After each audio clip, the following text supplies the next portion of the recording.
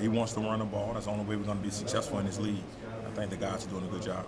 What were the conversations like with Coach Pruitt when you see the possibility of bringing in T and you might be moving to a different role? What were those conversations like with him? I think it was very short with me. Once he brought it up, I'm like, Coach, whatever we need to do to win, it doesn't matter to me.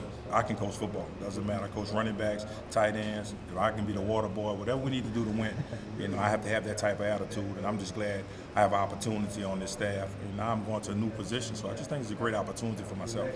Early returns from Eric Gray. I know he was limited to kind of start the spring, but he's been out there the last 2 weeks or so. He is a true professional. This kid is up here all day, all night. He hasn't really practiced because what's going on right now in the spring. But for him to come up here every day and kind of understand the protection, understand what's going on, from the kid almost all A's in his classes, this kid is a true professional. I think his parents did a great job, and his high school preparing him for college. Does he strike you as somebody that you don't even think he's a freshman at this point, even though he, I guess, still should be in high school? Yeah, he doesn't. I mean, he's really mature. This guy understands football and he understands everything outside of football. There's no problems with him. So I'm just glad we were able to get him. What kind of dynamic does he kind of add that maybe the running back unit didn't have a year ago? I think he's extremely explosive. We can put him at receiver, move him around a little bit. I think that's one of the big things for him, kind of make some explosive plays downfield for us. Kind of be a matchup problem. You mentioned coaching Leonard. Do you think that the guys know that? Does that help you resonate with them, knowing that you've coached a big-name guy like him in the past? I guess sometimes, but they know I coach Leonard Fournette, but at the end of the day, they know right now, like I tell them, it's about them. It's about the guys that I have in that room, trying to find ways to make them better, and they try to find ways to make me a better coach. Realistically, how many of these guys you want to get on the field? I know it depends week to week and how they're preparing in camp in the summer, but how many of these guys do you want to see rotating in and out during the game? I think normally at least 3 to 4 guys. This is a very tough league, so you're going to have guys taking some pounding. The way we plan on running the ball, we're going to have to need 4 guys to really be ready to roll and kind of rotate in there and kind of be up, when we call their number. We haven't heard a lot about Tim Jordan so far this spring. He was the guy that had some success a year ago, but Pruitt was also vocal at times that he thought Tim left some yards out on the field. What have you kind of seen from him and the growth, any growth he's had this spring? Well, it's one of the first things I did with him, made him a cut-up, showed him the yards that he left on the field, and now that he's being a little more physical, he's making some long runs, he's owning up to that. And that's one thing about these guys. Coach Pruitt has already put a plan together, put some structure in. Our job is to make him accountable. And I think Tim Jordan did a great job. He is tough. He's a tough player. And he's not just doing that as a running back, but he's accepting that role on the special teams. What was his reaction when you show him, here's where you didn't do right last year?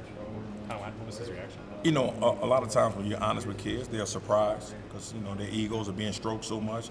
But my job is to be honest with them. Most of these guys want to graduate and get to the next level. And there's only one way to do that. You have to actually be on the field, and we have to trust you.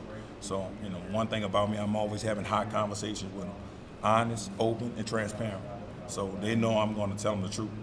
How much have you kind of taken that yak moniker that you had, working with the wide receivers, kind of to the running backs now? Well, now it's yours after contact.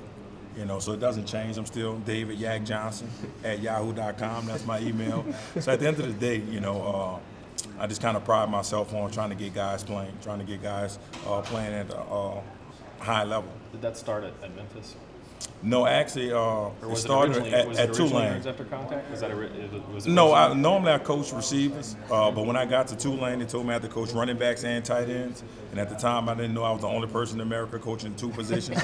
But I was just glad to be out of high school, so I was extremely happy with Coach CJ for giving me opportunity. So everybody just started calling me Coach Yak. You better not coach quarterbacks. I don't know if you could apply that yak to quarterbacks. I don't know if you could. Well, I can go back to yards after catch after that. Okay. But that's the plan. Other than Ty, do you see some guys that can make plays in the passing game, or is he really the guy that, at your position, that you feel like you can really incorporate in the passing game? No, I think Ty and Tim, and obviously Eric, but those guys are going to have to make plays and be a matchup problem for us in the passing game. It's going to be a must for us, and the things that Coach Shane is bringing, and he's bringing so much knowledge and energy, and just kind of watching Coach Shane, he's kind of moving those guys around, and I think Ty and Tim will be really big in our passing game. Going back to Jeremy, obviously he had ball security issues early last season. As a coach during the offseason, do you make him do anything outside of practice, like take football to class to work on just just being comfortable having the ball in his hands and not letting it go? No, every time we get an opportunity to kind of go out early, I don't want him to take it into class. I want him to concentrate on his schoolwork. So what we'll do, we'll go out early. We'll do a lot of ball security drills, and I try to find different ways. I'm always trying to find different ways to make sure they protect the ball. You hear me screaming and yelling all the time, wrist above elbow and different things like that, just so it can resonate to him. Do you feel like he wants to be at running back? I mean, obviously Jeremy said a year ago he wanted to be at running back, and then he asked to switch to linebacker. Now he's kind of at tailback because of necessity. Do you feel like he's truly embraced kind of being a tailback now? Jeremy Banks is a football player. We put him at D-line, he'll play D-line. But I think he likes playing running back. He loves being in our room. And one thing I'm starting to see from him, a little more leadership. When he's out there with the second and third group, he's trying to lead them on. And today, we started off real slow, kind of in the offense, and he take off for 60 or 70 yards. So he's definitely embracing that role. Anything else? You mentioned you'll coach whatever position they want you at. Is there one you enjoy more? No, not really. I think my biggest thing is trying to be a blessing to young people. I kind of pride myself on that, and whatever position I coach, whatever role it is, I'm going to try to dominate in that role. And I tell my guys all the time about the 3 Ds: discover who you are, develop who you are, and put who you are on display. So it doesn't matter to me. Sorry if you've been asked this already, but when T got here, did he come to you and say, hey, can you kind of give me the down low on some of these guys that you'd already had some familiarity with? Yeah, T and I, we kind of talked about the room. Those guys are extremely unselfish. Callaway. Then you have Juwan Jennings, who I heard certain things about before I got here, but he was one of the most professional guys in that room. I thought T was going to really enjoy coaching them.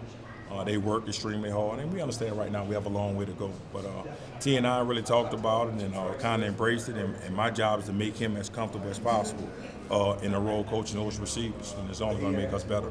Not being hands-on with him last year, what impressed you about Ty Chandler? The biggest thing is I think how smart he was. He's an explosive player. I didn't realize how tough he was. I actually got over there with blocking and different things, but he's extremely smart.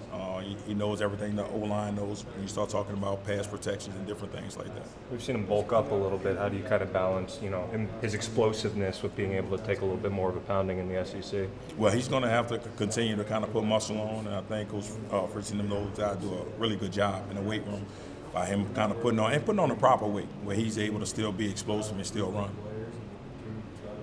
Anything else? All right. Appreciate it, Coach. All right, thank you. Appreciate it, Coach. All right.